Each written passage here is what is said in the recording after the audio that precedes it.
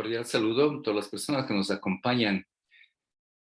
Bienvenidos a Tardes de Lectura, un programa de Presencia Radio que semana a semana quiere llevar historias, un poco de cuentos, un poco de literatura universal. Bienvenidos. Iniciamos con la publicidad de Unicornio Multicolor, que es gracias al auspicio, o más bien dicho, a esta iniciativa de este club de lectura que llevamos adelante este programa, Tardes de Lectura. Bienvenidos.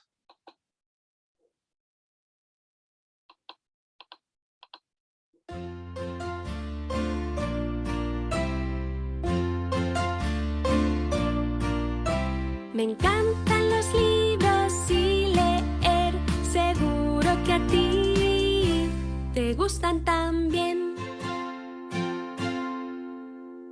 Abre un libro, ponte a leer, pronto empezarás a entender cuántas historias por descubrir, para ti o para compartir.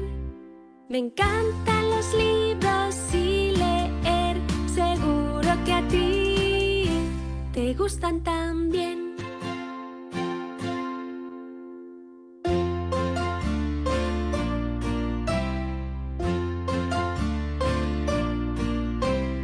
Ve a la biblioteca, ¡qué bien!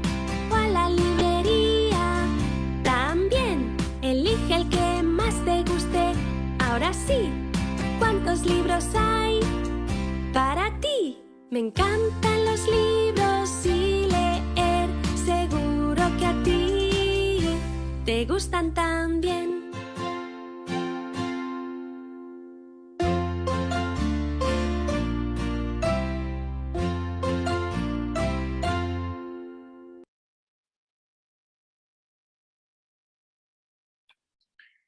Estamos con Artaban, la leyenda del cuarto rey mago. Estamos ya en la tercera entrega. Ahí terminamos esta historia. Leeremos los capítulos 15 a 17. Son apenas 3 capítulos que vamos a leer, por lo tanto tendremos un tiempito para ir compartiendo algo más acerca de la lectura, páginas o iniciativas que llevan adelante la promoción de lectura y pues que pueden ayudarnos a nosotros también a encontrar un enganche con las aventuras y la lectura. Así que nuevamente bienvenidos a Tardes de Lectura, Presencia Radios de la Ciudad de Cuenca, con la leyenda de Artaban. Vamos a compartir la pantalla con la historia de Artaban. Vamos entonces con el capítulo 15.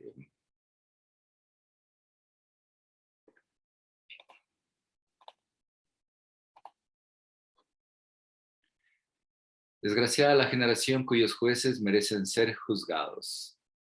Sentencia del Talmud. Capítulo 15. Se acaban de cumplir 30 años de mandato del emperador Tiberio. Todos los territorios romanizados estaban celebrando un esplendoroso y pacífico gobierno, solo comparable a los tiempos del genial César.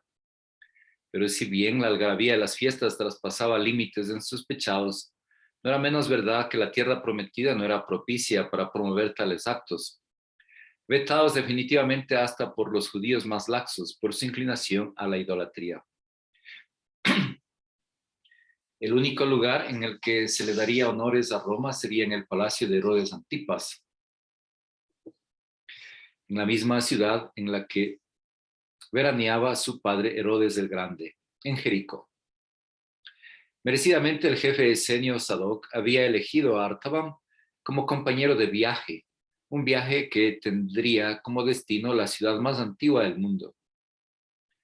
De no ser por el mago, jamás habrían advertido la necesidad de actualizar constantemente las escrituras para su idónea conservación, y por ello no vieron a otro representante mejor preparado que él para asistir a la fiesta del gobernador.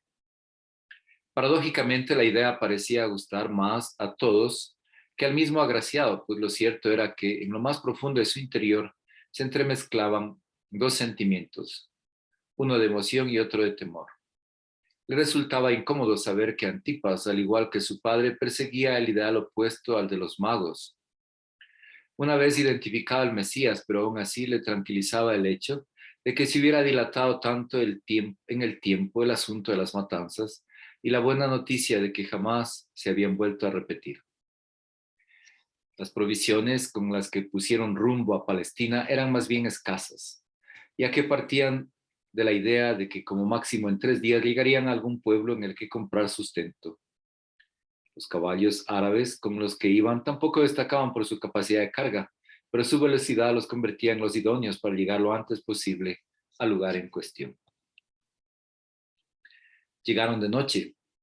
Atestada de antorchas, la ciudad de Jericó alcanzaba a divisarse de unos pueblos vecinos en los que gobernaba la penumbra. Al igual que en otros territorios estratégicos, las murallas solapaban la totalidad de la población, y la única entrada a la ciudad se encontraba en la parte oriental de la misma. En dicho acceso, un número significativo de soldados se había habilitado para identificar a todos los que pretendían acceder al interior del fortín, previa exigencia a las credenciales pertinentes. Pero a Sadoc lo reconocieron, sin necesidad de mediar palabra, y rápidamente los condujeron a él y al mago al palacio en el que celebraban las fiestas. Aquella noche Herodes daba una cena a sus príncipes tribunos y a los principales de Galilea. Tras enterarse de la llegada de Sadoc, no dudó en convidarlo a la mesa del banquete en medio de grandes anuncios y honores.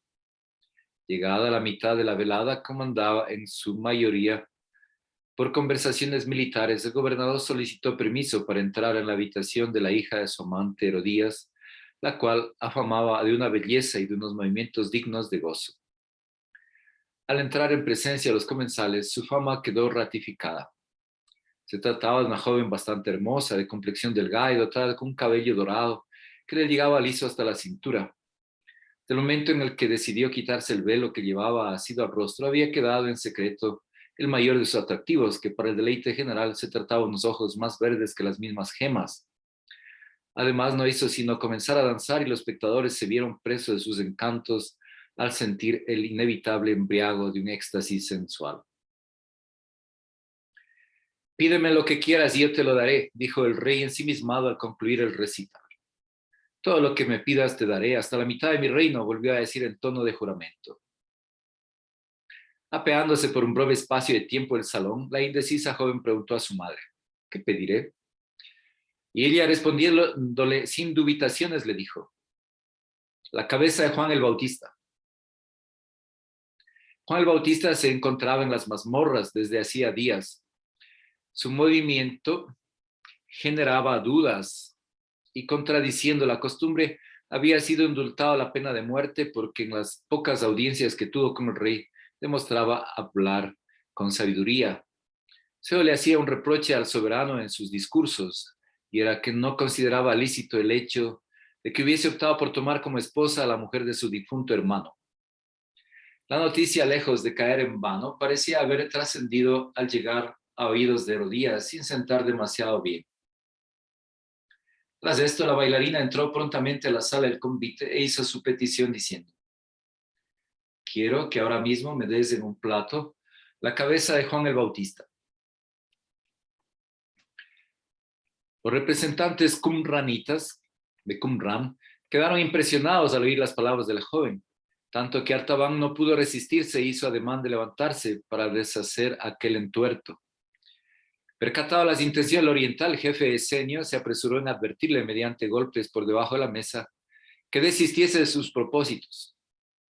Tampoco se alegró mucho Herodes de lo que la muchacha requería, pero a causa del juramento y de lo que estaban con él a la mesa, no quiso defraudarla. Enseguida envió a uno de la guardia y mandó que le fuese traída la cabeza de Juan. El guardia, siguiendo la orden recibida, procedió a decapitarle, colocando la cabeza en un plato que terminó en brazos de la joven. Ella, horrorizada y sin todavía poder creer la frivolidad con la que había actuado su progenitora, le entregó la bandeja a Herodías. La pesadumbre que sintió el rey en su primer momento quedó aliviada al recordar que cuando su padre estaba todavía vivo se habían gastado muchos recursos en perseguir a un profeta subversivo cuya descripción coincidía a la perfección con la del Bautista. Contrariamente, Artaban había quedado conmocionado al darse cuenta de que tendría que aligerar si realmente deseaba encontrar a Jesús con vida.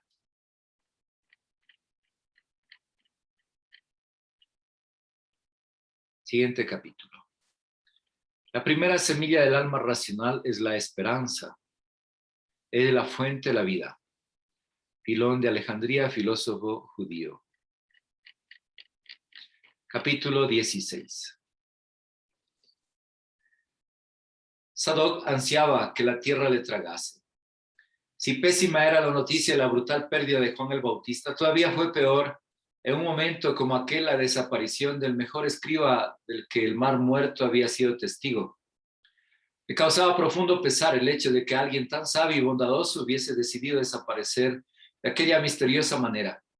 También era consciente de que el viaje de vuelta le resultaría interiormente eterno, ya que nada más llegar obligaba a comunicar la peculiar muerte del hijo de Zacarías a sus fieles. Más de la mitad de los mismos abandonarían en pocos días el grupo.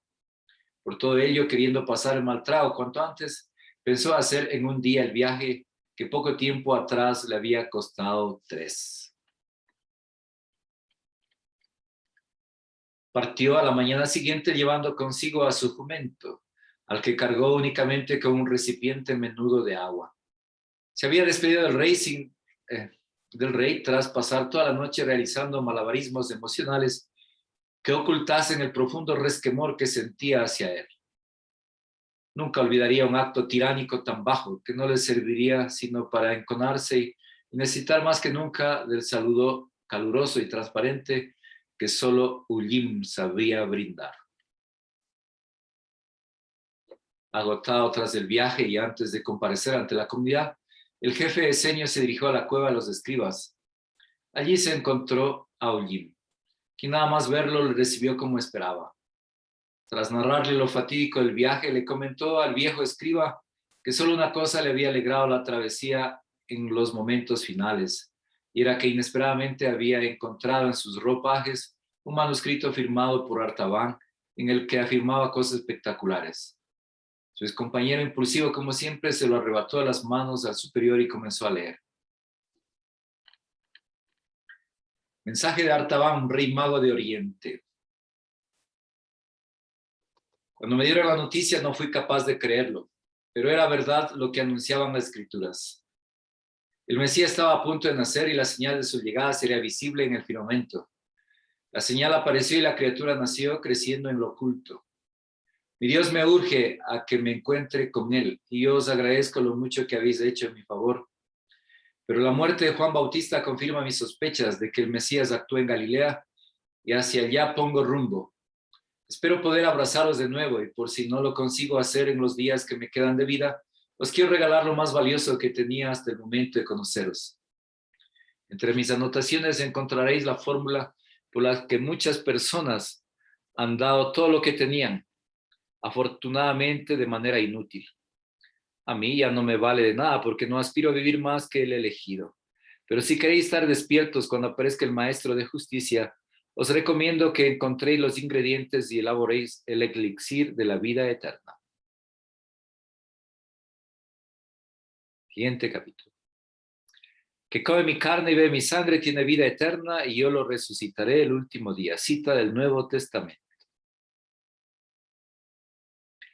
Capítulo 17. Había llegado el momento de dejar su hogar y de poner rumbo hacia la misión a la que se sentía llamado. Por suerte ya se había forjado un pequeño pero compacto grupo de discípulos que, si bien seguía discurriendo sobre lo acontecido en el cielo de Betabara, sentía poco aplomo ante un futuro opaco al que osaba plantar cara.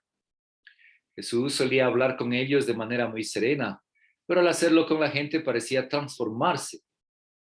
Su estilo a la hora de dirigirse a las multitudes era bastante autoritario, dando la sensación de que la potestad con la que lo hacía viniese de una fuerza mayor ajena a él. Se valía de gestos muy marcados sin alcanzar tonalidades violentas y de lenguajes muy sencillos pero no menos profundos, como los que usó uno de aquellos días al llegar a las repletas costas de Tiro.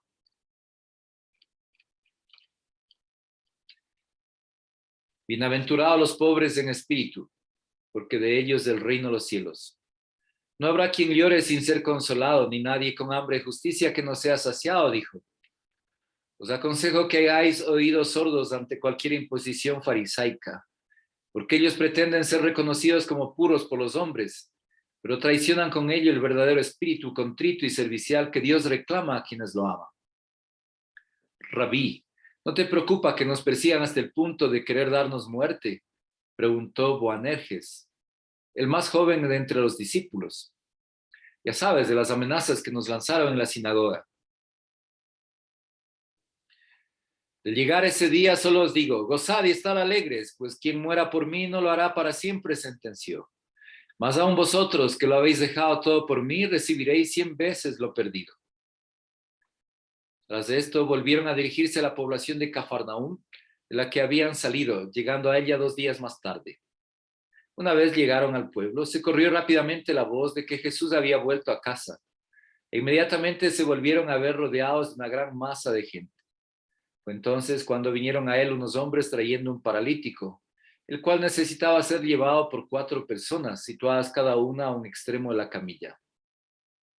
Como no podían acercarse a él a causa de la multitud que se amontonaba a la puerta, decidieron agujerear el techo de la casa en la que se encontraba para terminar bajándolo hasta su presencia. Al ver Jesús la fe con la que habían ido en busca de su ayuda, le dijo al paralítico: Hijo, tus pecados te son perdonados. Oyendo esto, los escribas que allí estaban pensaban para sí: ¿cómo se atreve a hablar así? Blasfema. ¿Quién puede perdonar los pecados más allá de Dios? Y sintiendo que pensaba de aquella manera, Jesús dijo en voz alta: ¿por qué caviláis así en vuestros corazones? ¿Qué es más fácil? ¿Decir al paralítico, tus pecados te son perdonados? ¿O decirle, levántate, toma tu lecho y anda? Pues para que sepáis que el Hijo del Hombre tiene potestad en la tierra para perdonar pecados, dijo justo antes de dirigirse al paralítico, a ti te digo, levántate, toma tu lecho y vete a tu casa. Entonces él se levantó enseguida y tomando en su mano derecha la camilla, salió ante los presentes de manera que todos se asombraron y glorificaron a Dios diciendo: nunca hemos visto cosa igual. Jamás se llegó a sentir un hombre completamente libre. Su cautiverio espiritual había durado más de 30 años, pero por fin tenía noticias esperanzadoras sobre la actividad exitosa de Jesús. Se había enterado de que mantuvo un tiempo relación con Juan el Bautista y que incluso llegó a ser bautizado por él en medio de una gran expectación. También sabía que la fama del mismo ya era una realidad que no tenía límites y que cada vez se intensificaba más. Como era de esperar, acompañaba sus enseñanzas de grandes prodigios, que suscitaban en la gente la necesidad inevitable de postrarse ante ellos, pero un talante misterioso y compasivo daba lugar a que el populacho necesitase cada vez más de su persona y que en no pocas ocasiones anhelasen proclamarlo rey. Como nunca antes, Artaban ya sabía bien hacia dónde dirigirse. Las conversaciones de los pueblerinos situaban a Jesús en las inmediaciones de Cafarnaúm, la primera ciudad hebrea que pisó el oriental y la única a la que nunca más hubiese querido regresar. Aún así, e inevitablemente, tendría que enfrentarse a sus recuerdos de destrucción y a su vez contemplar al que sería el verdadero consuelo de todo ello por voluntad del absoluto. El caballo que le habían facilitado los diseños ya no daba más de sí, por lo que consideró que lo mejor sería cambiarlo por un rucio y así lo hizo. Consiguió además en el trueque un pequeño beneficio con el que llenó de alimentos su bolsa lo suficiente como para poder cumplir sus objetivos sin llegar a pasar hambre. Y aproximándose al pueblo de los pescadores, se percató de que un hombre yacía malherido a las orillas de uno de los caminos reales. Se bajó rápidamente de su asno y se cercioró de que aún vivía. Apenas podía hablar, pero por lo que el mago logró entender entre sus gemidos, se trataba de un ajuste de cuentas que había terminado de aquella manera. Inmediatamente le dio de comer y mientras lo hacía, él procedió a aliviar con aceite las heridas que se multiplicaban por todo su cuerpo. Recuperando fuerzas, comenzó a balbucir cosas relacionadas con un complot por parte de los poderosos judíos en favor de acabar con un hombre que no había hecho ningún mal, que al parecer se urdía únicamente por envidia. Justo en ese momento fueron rebasados por un sacerdote y un levita, que girándose para contemplar la escena parecieron reconocer al herido. Sin mostrar mucha preocupación por su lamentable estado, comunicaron a Artaban que ellos se harían cargo de él, pero en cuanto él los oyó, comenzó a proferir maldiciones de manera que parecía estar endemoniado. Todo lo que hacéis es pura hipocresía, gritó. Vuestro único sustento son las lisonjas humanas. Por favor, no haga caso a lo que dice este hombre. Pobre, dijo el levita al mago. Ya más de 40 años errando por el valle de la locura.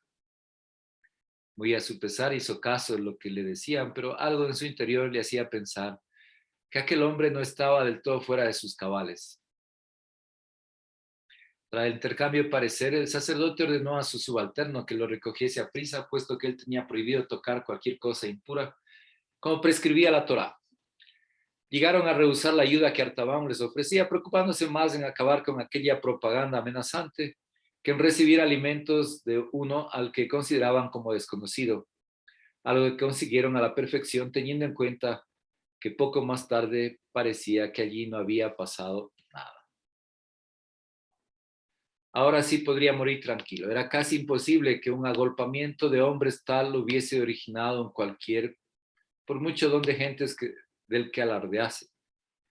Sorprendentemente estaba más cerca del Mesías que nunca, siendo el último obstáculo a superar un número considerable de personas apelotonadas. Una cosa se podía oír dentro de aquel tumulto, era ciertamente gritos de alabanza y de exaltamiento hacia el Hijo de David, al que creían ciegamente tener por fin entre ellos.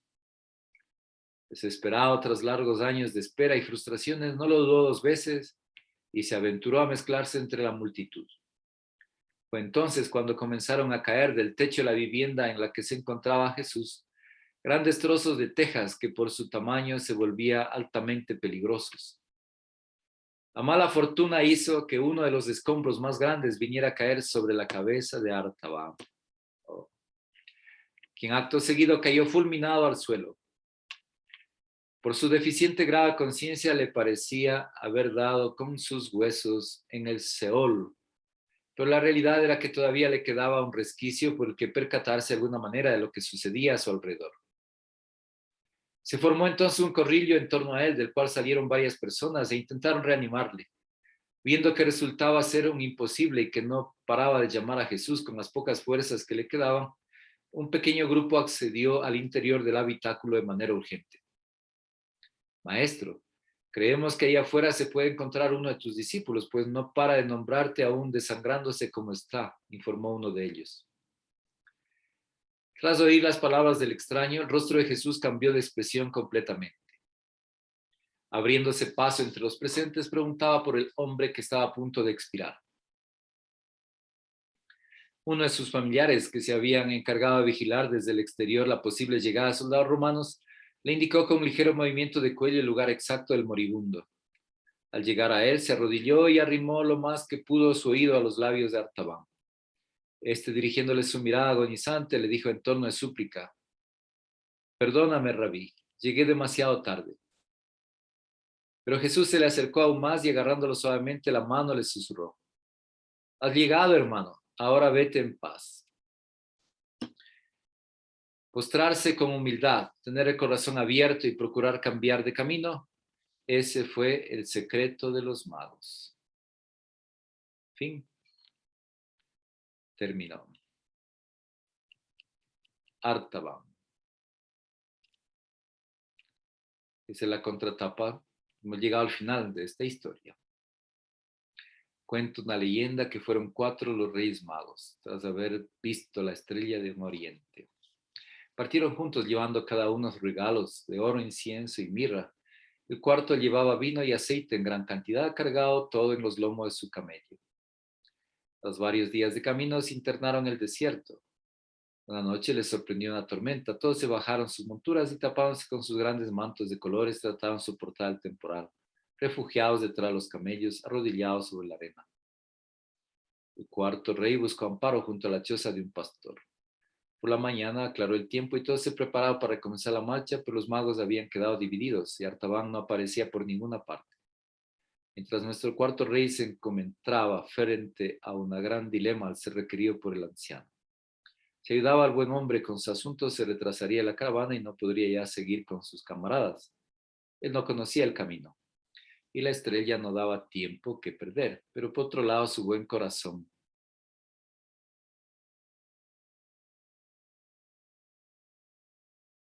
le decía que no podía dejar así a aquel anciano pastor. ¿Con qué cara se presentaría ante el rey Mesías si no ayudaba a uno de sus hermanos? Bien, esa es un poco la introducción del libro. Artaban, que consigue llegar y ver al Mesías y morir en brazos del Mesías. Así concluye esta leyenda del cuarto rey mago, quien se retrasa por ayudar al prójimo y que llega y consigue encontrar al Mesías y morir en brazos del Mesías, como el caso de Ana, de la profetisa Ana.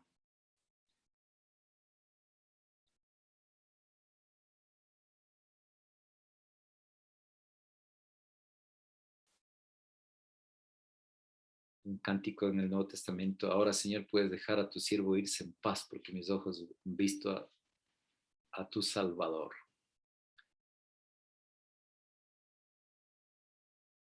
Pues bien, concluida esta historia, continuamos nuestras tardes de lectura con otros relatos. Quiero compartir con ustedes que he encontrado pues unas páginas interesantes que nos pueden a nosotros también ayudar y servir en nuestro compromiso con la lectura.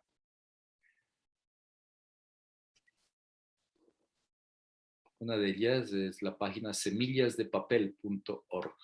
Ahí encontramos videos, publicaciones, el blog, juegos, reseñas, cuentos, poemas, creaciones literarias. Voy a compartir dos de esta paginita. Son cuentos pequeños, relatos que sirven para los niños más pequeños. La última clase de Cafecín. Cafecín era un cachorro chihuahua que acababa de cumplir 3 meses.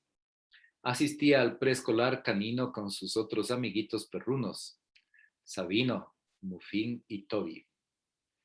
Su hermano mayor pasaba por él al salir de la escuela. Aquel día el pequeño chihuahua salió llorando y con un par de hojas que sostenía en sus patitas temblorosas.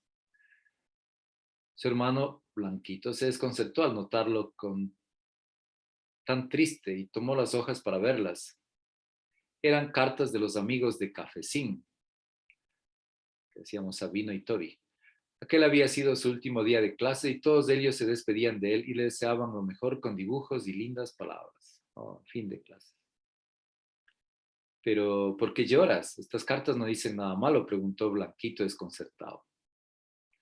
Cafecín solloció ante la pregunta, limpió sus ojos con la manguita de su playera y miró a su hermano notoriamente molesto. Después de esto no volveré a ser amigos, nadie me querrá. Ellos me conocen desde hace tanto que empezar desde cero con alguien será imposible. ¿Cómo explicar cada día que he pasado aquí? ¿Cómo me acostumbraré a ya no estar con ellos? Todos nos conocemos la familia de cada uno y la hemos pasado muy bien. No habrá nadie como Mufín, Toby o Sabino en la nueva escuela. Blanquito pestañeó un par de veces, quedándose anonadado con lo que dijo su hermano pequeño, Cafecín. Intentó ordenar las palabras de su mente para explicarle a su hermano lo que pensaba al respecto, pero él no se lo permitió. Le quitó sus cartas y comenzó a caminar muy rápido sin dejar de llorar. Blanquito se aclaró la garganta y le ladró a su hermano para que se detuviera. Cuando le dio alcance, lo abrazó y se separó para mirarlo. Mira, hermano, ya sé que crees que es el fin del mundo, que nada podría ser peor que perder a tus amigos, pero ¿sabes qué? Los que están a tu alrededor no te definen. Tú vas a seguir siendo genial con ellos o sin ellos y siempre será divertido conocer nuevos amigos. ¿Y si no les caigo bien? ¿Y si no me quieren los otros animalitos? Eres muy pequeño, pero incluso cuando ya seas grande deberás recordar que lo más importante es tenerte a ti. Si tú no te quieres, Cafecín, en efecto nadie te querrá. Por eso debes quererte mucho, concentrarte en eso y créeme que serás tan feliz que no te preocupará buscar amigos. Ellos llegarán solos, atraídos por la luz que irradias con tu alegría. Blanquito le sonrió y señaló con su pata a su par de amigos al lado de la nueva canina. Es bueno conocer más amigos, hablar con otros y no solo con quienes conoces. Puedes aprender muchísimo y hacer cosas nuevas, ¿ves? ¿Desde cuándo Toby come helado? Mira, decía que se le enfriaban los dientes. Sí, claro. Cafecín soltó una carcajada por ese último comentario, pero todas las palabras de su hermano le parecieron un tesoro que guardaría en su corazón de ahora en adelante para los momentos tristes como esos. Tienes razón, hermano, lo siento, pero por un momento pensé que estaba perdido, aunque no estoy muy seguro de conocer a otros con los que me lleve tan bien, pero confiaré en tus palabras. Blanquito asintió y acarició su cabeza. Ambos siguieron caminando. Lo siento, repetía mientras los apilaba, y en uno de los títulos leyó: Las aventuras de Sherlock Dog. Inhaló aire con asombro boquiabierto. Wow. ¿Te gusta Sherlock? Preguntó con los ojos llenos de entusiasmo y le dio los libros. El gatito los recibió con sus patitas blancas mientras soltaba una risa inevitable. Me encantan los relatos policíacos. Mi personaje favorito en este es John Mawson. Me los lee mi mami antes de dormir. Soy Botas, por cierto. Es un gusto, Botas. Esto es genial. Ambos comenzaron a platicar sobre su libro favorito y Blanquito los acompañó a casa mirándolos con ternura. Descubrieron que Botas vivía muy cerca de allí, que iría a la misma escuela que Cafecín. Sin darse cuenta, el pequeño Chihuahua ya había conocido un nuevo amigo. Hasta aquí este cuento.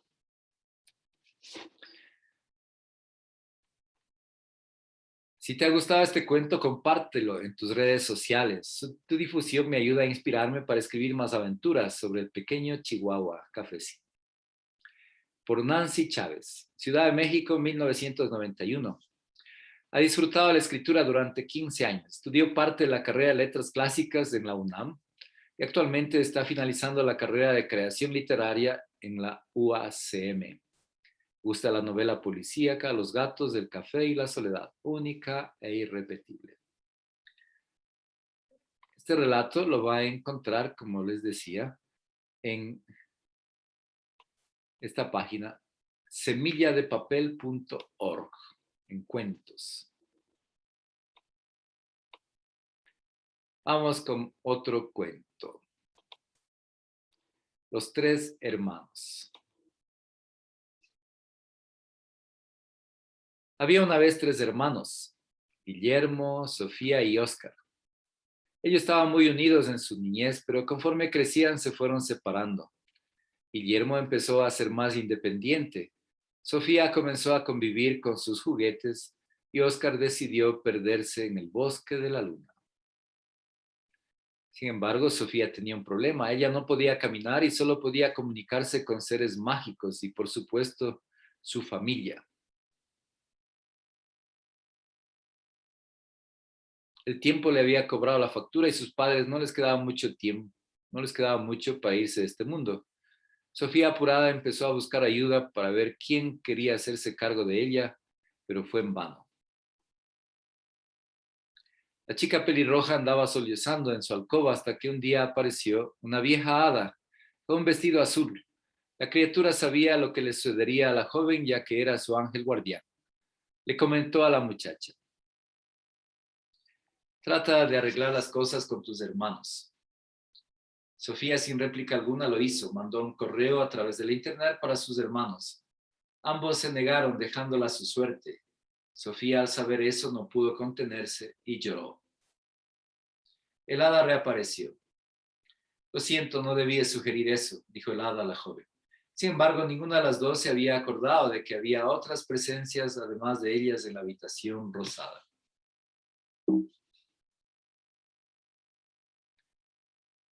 Nosotros nos hacemos cargo de ella, musitaron los juguetes favoritos de Sofía. Ellos sabían la situación, ya que conocían el sufrimiento que había vivido su dueña por el abandono de sus hermanos. Solo eran un par de ositos que ella los cuidaba de pequeña. El hada observó a Yerin y Maki con la intención de preguntar, ¿están seguros? Ambos solo afirmaron, la pregunta con un movimiento de cabeza. La ser mágica bajó al piso a los ositos y los transformó en humanos. Los padres de Sofía fueron capaces de comprender lo sucedido y tras morir, ellos se hicieron responsables de su antigua dueña. Fin. Interesante el dato que vamos a leer a continuación. Arely López es estudiante de la universidad, la UACM, siempre en México, con parálisis cerebral infantil.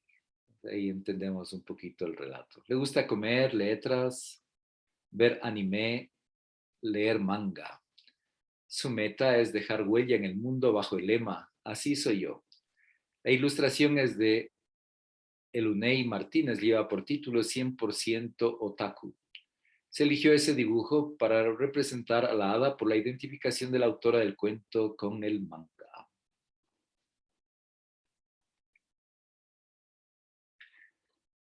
Bien, entonces sugerida la página semilladepapel.org, semilladepapel.org. Vamos con otra. La otra que les quiero compartir es Jardín LAC. LAC de lectura, arte y conversación en y para el espacio público. Y aquí encontramos también algunas lecturas. Les llaman lecturas dialogadas. En esta página van a encontrar quiénes somos, principios, fines y reconocimientos, recomienzos, conjugar jardines, conversaciones, lectura dialogada, otros cursos, oasis del arte, jardín, las vizcaínas, etc. Vamos entonces en lecturas dialogadas. Hay este titulito, leer sin detenerse.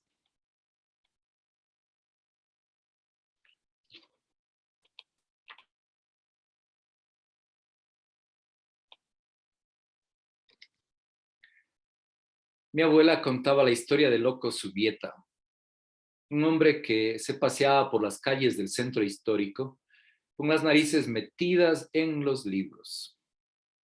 Según mi abuela, aquel personaje nunca dejaba de leer. Iba de aquí para allá sin distraerse ni perder el hilo de las historias en donde vivía enfrascado. Era un auténtico bibliómano, un lector empedernido y evidentemente un excéntrico. Para no perder rumbo ni ser atropellado, el Loco Subieta tenía un método simple y eficaz. Con la mano izquierda sostenía el libro y con la derecha peinaba los muros de los edificios, de tal modo que doblaba al llegar a las esquinas o hacía una pausa para cruzar la calle y probablemente también para brincar al párrafo siguiente. Lo atropellaron en la calle de Xicotencatl en 1934.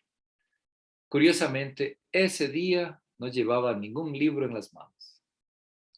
Durante años la ficción lo mantuvo a salvo en sus lecturas cinéticas, en movimiento, ¿no? Al menos el tiempo suficiente para que su historia se convirtiera en leyenda.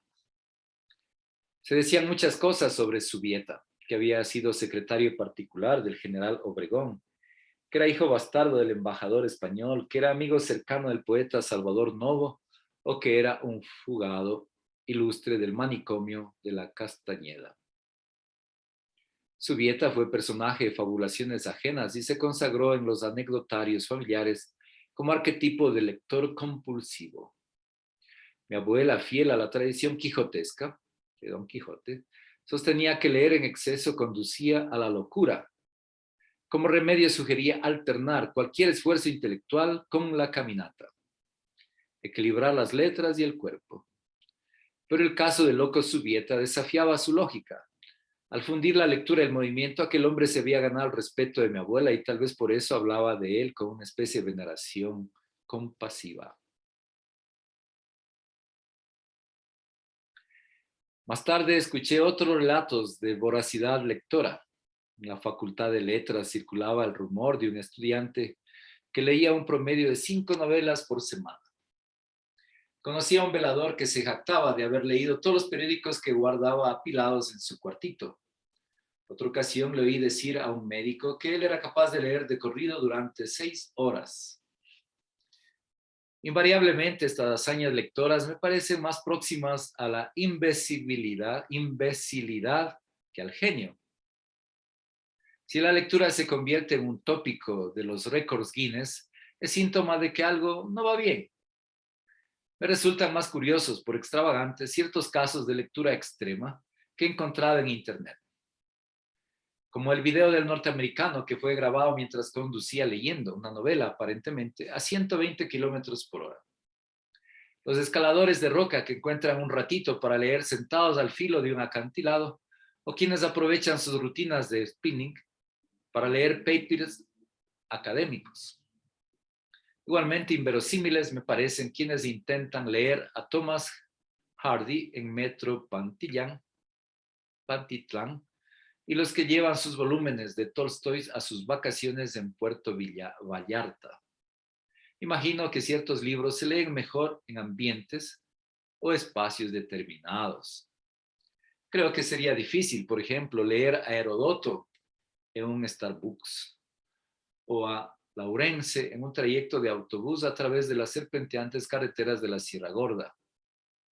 Pero el hambre de lectura es pertinaz y suele imponerse a los obstáculos. Hay lectores bajo cero, lectores submarinos y subterráneos, lectores aéreos y espaciales, lectores ciegos, hipertensos y monotemáticos.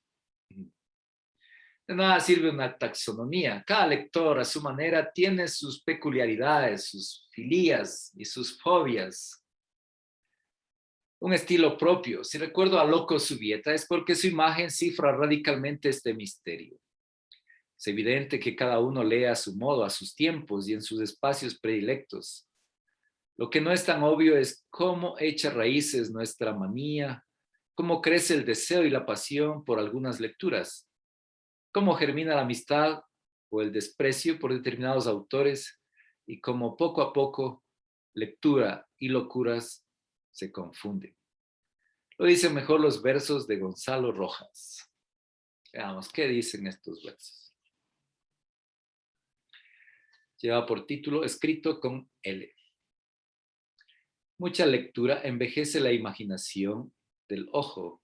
Suelta todas las abejas, pero mata el zumbido de lo invisible. Corre, crece, tentacular.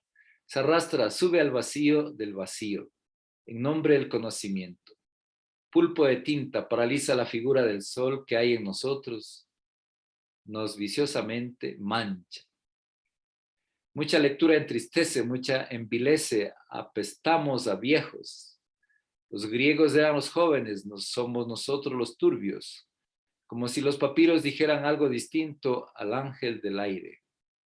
Nosotros somos los soberbios, ellos eran inocentes. Nosotros los del mosquerío, ellos eran los sabios.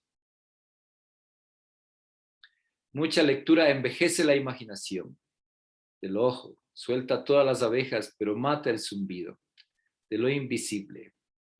Acaba no tanto con la L de la famosa lucidez, sino con esa otra L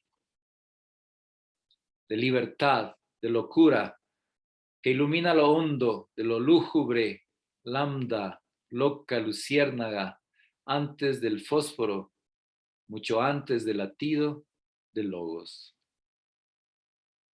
Hasta ahí la poesía.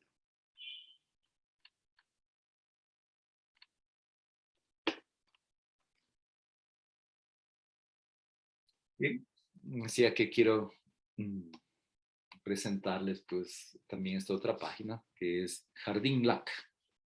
¿Qué es Jardín Lac? Jardín Lac en línea.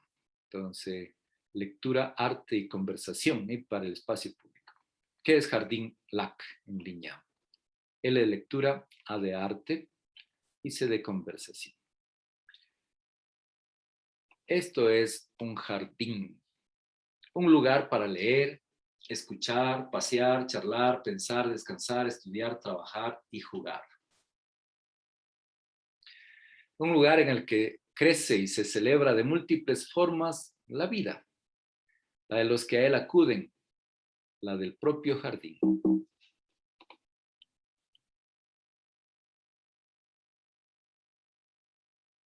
Este jardín es un espacio para leer y escribir el mundo. Carlos Bravo. Un espacio al que acuden personas de todas las edades, clases sociales, orientaciones. Un espacio público en el que transcurren, suceden, acontecen actos íntimos, privados, colectivos de diversa índole. Un lugar que está vivo, crece ante nuestros ojos, pero crece incluso cuando aún no lo vemos, que responde al entorno y a nuestra presencia. Un espacio público en línea, sin costos ni fronteras, en el que a través de la escucha y conversaciones buscamos ampliar al propio espacio público y las posibilidades de cada quien de participar en él, esté donde esté. En el que cada persona es reconocida como alguien singular, por eso todos somos iguales, estemos donde estemos. Bienvenido.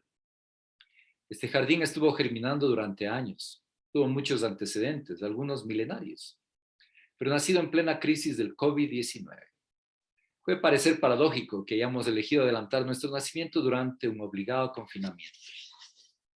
Lo hacemos porque tenemos la convicción de que el espacio público no está solamente en las calles o las plazas por las que transitamos, no pocas veces ignorándonos. Es un espacio en el que las cosas que importan se ventilan públicamente y nutren de manera a veces misteriosa lo íntimo y lo privado. Este jardín nace por voluntad de una asociación civil. Puesto que se publica y es de libre acceso, está en el espacio público. Pero también un lugar que ayudará a que el espacio público crezca y le permita a cada quien jugar, pensar, dialogar, solo o acompañado. Es un espacio para escuchar, para conversar. Es un espacio para leer y escribir el mundo. Leer, leerse, escribir, escribirse con palabras, imágenes y sonidos. Es un lugar para estar y para regresar. Como acontece con los jardines, es muchas cosas a la vez. Pasea sin prisa, habítalo, cuídalo, es tuyo. Qué bonito. Entonces, esto es Jardín LAC, jardín, lectura, arte y conversación en línea.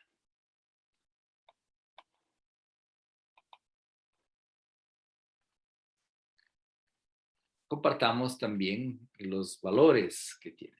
Veamos que tenían primero un decálogo y luego ya se transformó en dodecálogo.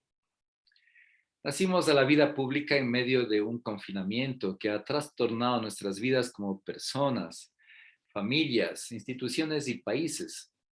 En Jardín LAC, lectura, arte, conversación, asumimos que este trastorno es una oportunidad para revisar y recomenzar.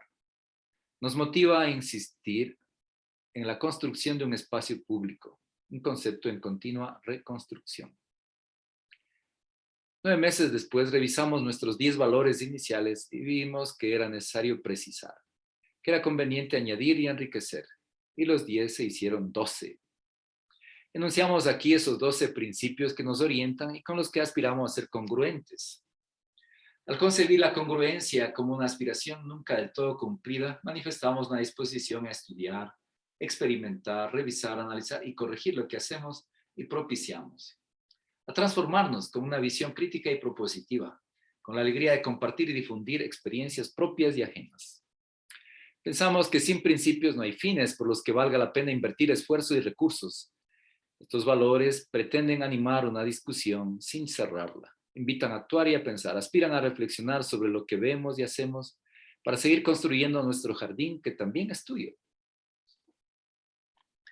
La integridad. Es el valor de los valores. La integridad busca que cada valor esté relacionado con un conjunto. Sin este principio holístico, los demás valores no tendrían ningún sentido. La escucha. La escucha es un compromiso con los y las otras. Al mismo tiempo, alienta a cada persona a descubrirse diferente de quien creía ser. Supone un nivel de compromiso y respeto por nuestra otredad, una apertura para cambiar de posición y replantear nuestra propia identidad y lugar en el mundo. La conversación. Es un acto cultural por excelencia. Conversar con otras y otros es crear y compartir un territorio que no tiene dueño. La conversación se da tanto de manera oral como escrita. Conversemos con los presentes y con los ausentes, con los vivos o con los muertos. Frente a cierta cultura reinante, individualista y narcisista, la conversación supone que lo que creemos propio nace del encuentro con otra u otro y se abre a alguien que tal vez llegará. Conversar implica una actitud de no posesión, invita a asumir el cuidado de una cadena entre generaciones. Interesante. La curiosidad, el principal valor. Para motivar la lectura, desarrollar la curiosidad. Como principio vital, no solo remite a lo que nos falta y nos llama, sino también a lo que podríamos ser y no sabíamos. Alimenta la posibilidad de desplazarnos más allá de la manera en la que se nos clasifica. Si está dormida, queremos despertarla. Si está viva, cultivarla. Hoy la curiosidad tiene un valor político innegable. Interesarse en las y los diferentes, en quienes se desplazaron hasta donde estamos como migrantes, o en los mensajes que nos hacen llegar a través de los medios y las redes. ¿Cómo podemos convivir aunque no estemos de acuerdo? Una grande pregunta. El deseo de aprender. Se estimula o inhibe a lo largo de la vida en distintos espacios, no solo en los lugares consagrados a ellos, como la escuela. Se realiza en múltiples formas: autoaprendizajes, aprendizajes por la práctica, aprendizajes colaborativos, aprendizajes entre pares y entre diversos, de todas las edades, de bebés a adultos mayores. Buscamos abrir espacios para propiciar aprendizajes. El reconocimiento de los saberes. El reconocimiento de los saberes de todas las personas, independientemente de su condición social, edad, género, formación académica e historia escolar. Toda persona aprende, aun sin maestros formales o no, en cualquier lugar. Los aprendizajes se constituyen en saberes al prosperar en el tiempo, alimentados por la conversación. Jardín, lectura, arte, conversación, invita a reconocer los saberes de las y los otros y a valorar los propios a través de diálogos e interacciones. La hospitalidad, entendida no solo como el arte de hacer sentir a cada persona en casa, sino como la apertura de un espacio para dialogar con el diferente, con lo desconocido. La casa que habitamos la construimos así, con palabras y gestos como ladrillos y escucha como argamasa. La hospitalidad es paciente y flexible, convoca a mantenerse abierto a lo inesperado. Seremos siempre un espacio hospitalario. La belleza. Se puede invocar la belleza sin reconocer al mismo tiempo las atrocidades que se han perpetuado en su nombre. Se puede considerar a la belleza como un valor sin que millones de personas se sientan excluidas o discriminadas. Creemos que sí. La belleza como un valor supone relacionarnos con el mundo e invita a hacer el mundo a través de los sentidos. Partimos de que toda reivindicación de la belleza debe provenir de un reconocimiento no colonialista ni sexista de la diversidad estética. Lo bello está vinculado al cuidado de la vida y a la dignificación de los espacios donde ésta se fortalece. Es un derecho compartido que invita a habitar integralmente el mundo, que permite enfrentar desde una posición diferente los espacios de violencia, exclusión y dominación. Queremos fortalecer el ejercicio de este derecho no solo al compartir o propiciar experiencias artísticas y otras que no son reconocidas como arte, pero que surgen de este cuidado y provocan placer. Queremos poner cuidado en lo que hacemos, tomarnos tiempo para hacerlos, crear un tiempo para la belleza. La diversidad. Es inherente a la vida biológica y social. En sus diversas dimensiones hay un requerimiento para preservarla. Queremos reconocerla y honrarla entre los seres humanos y en el entorno, aunque sea fuente de conflictos. La solidaridad. Supone un compromiso proactivo con los y las otras, hacer algo para apoyarles, para garantizar su existencia y su lucha. Es el tránsito de la escucha a la acción, sin dejar de seguir escuchando. En un momento en el que es preciso garantizar la diversidad, también es necesario apostar porque la diversidad no sea una manera de aislamiento, un aliciente para desvincularse. La autonomía. El reconocimiento de cada quien a ejercer su libertad para incentivar la convivencia desde la responsabilidad asumida, la autonomía no para propiciar el aislamiento de un individuo o una comunidad ante las y los otros, sino para estimular el vínculo horizontal. La creación. Optamos por la creación y la recreación. Crear es un riesgo, una decisión, puede ser también un accidente, incluso en este caso, es una apuesta por propiciar la aparición de algo que quizá no existía antes o que cobra una nueva vida.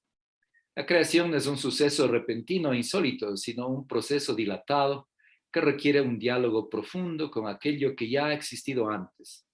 Por eso creamos un nuevo espacio. Aquí tenemos entonces los 12 valores o los 12 principios que rigen Jardín, lectura, arte y conversación. Jardín LAC. Bonito, interesante. Integridad, escucha, conversación, curiosidad, deseo de aprender, reconocimiento de los saberes, hospitalidad, belleza, diversidad, solidaridad, autonomía, creación. Felicitaciones en México a quienes llevan adelante esta iniciativa, Jardín LAC. Entonces, para estimados oyentes que nos acompañan semana a semana en tardes de lectura en Presencia Radio y que también nos acompañan allí en Club de Lectura Unicornio Multicolor. Entonces, la página jardinlac.org. Y la otra que hemos compartido es semillasdepapel.org.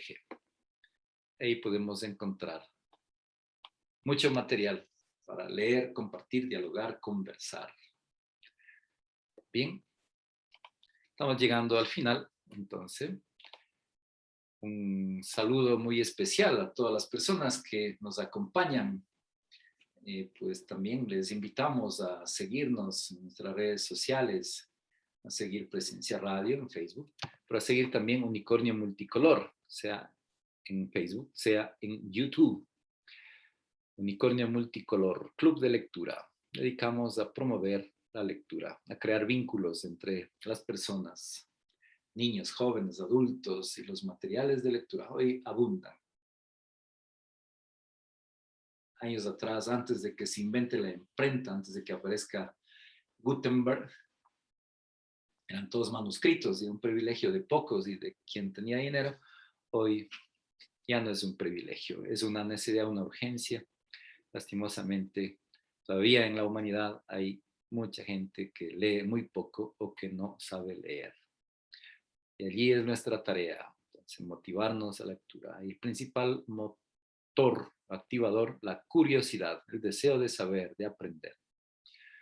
Gracias por acompañarnos. Les invitamos a continuar con nosotros. Semana a semana, tardes de lectura. Presencia Radio, con el auspicio y el apoyo de Club de Lectura Unicornio Multicolor.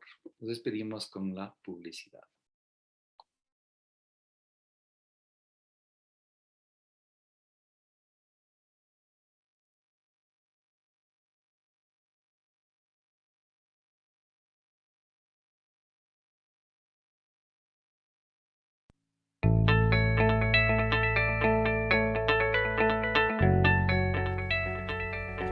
Unicornio Multicolor se dedica a la promoción de lectura y talleres de lectura. Promueve al lector a continuar enganchado con el mágico mundo que los libros nos ofrecen.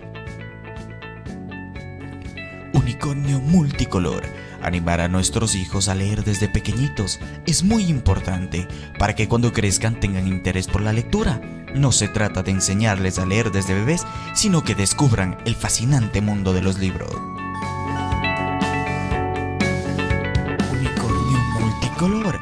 Para contactos, comunícate al 098-509-9085.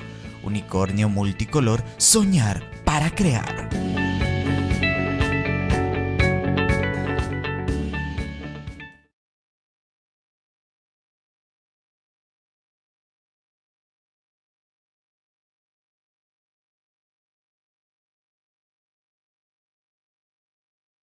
Otro.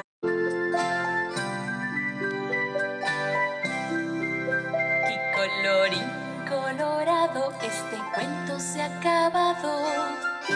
Otro día volveremos con historias para ti.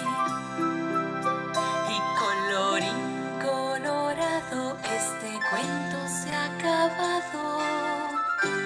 Otro día volveremos con historias para ti.